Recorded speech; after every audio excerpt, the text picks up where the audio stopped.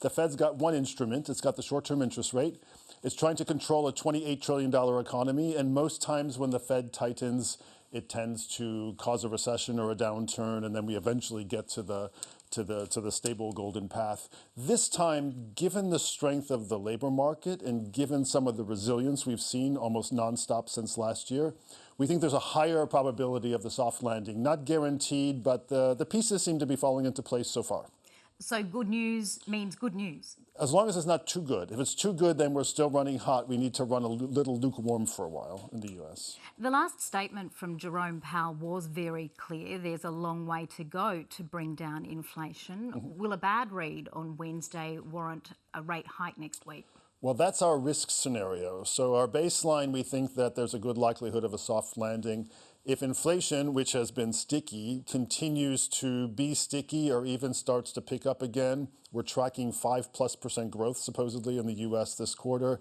The next move for the Fed could be up, and what they really want to avoid is getting behind the inflation curve again. But if there's going to be a move in the next couple of quarters, it's probably up, but we think we're going to be flattish for the next year and a half or so on current rates.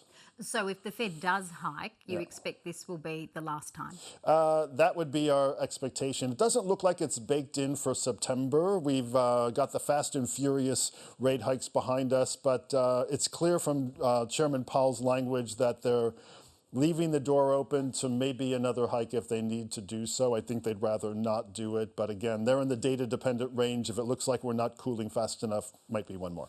You've pointed out that the US hasn't had a great history with soft landings post-World War II. If the Fed does go again, could it overreach? We don't think so. Again, I would say the risk of a hard landing, given what we've done so far, is not particularly high. We're worried about, again, the Fed and maybe other central banks getting a bit more behind the curve, another takeoff of inflation, which would require stronger rates, and that would cause a downturn. So that's really the risk scenario right now. Australia is in a very similar position to the United States, with strength in the housing market, record lows in unemployment and upward movement in wages. Our next rate decision comes in a few weeks. What do you think the RBA should do? Yeah, the narrative's actually very similar to the Fed. We've had unexpected resilience, mainly in the services sector. The central bank did a bunch of rate hikes. We're at 4.10 right now, not quite as high as the Fed. We think they're on wait-and-see mode. Again, we think the Fed and the RBA and other central banks would prefer to keep rates about where they are for maybe a year or so, and then when inflation starts to really turn down, then to ease up. But I think the preference is to keep them close to where they are now.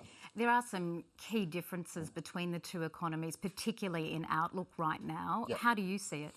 Yeah, well, I would say the number one difference between the US and Australia is the exposure to China. We are now seeing, I guess, the manifestation of some of the risks we've been worried about for some time on China, on high debt in the property sector, and that kind of confidence loop between building houses, consumer confidence, local government revenues, all that kind of stuff. Chinese authorities are trying to tackle that, but that scenario is not really going to move the macro needle very much in the US, but here in Australia, given your exposure to China, it probably will move the needle if we go into a down leg for Chinese growth. And so what is your forecast for China's growth? Yeah, well, currently, we do this every quarter. Our current published forecast is 5.2. We are currently in the middle of a forecast round, which I cannot reveal to you, but obviously, given what's been happening over the last few months, we're going to be leaning lower on that forecast. The 5% growth target of the authorities is probably in danger this year, but it's an about 5% forecast, so it's probably still okay. Okay, Paul Gruenwald, thank you. Thank you very much.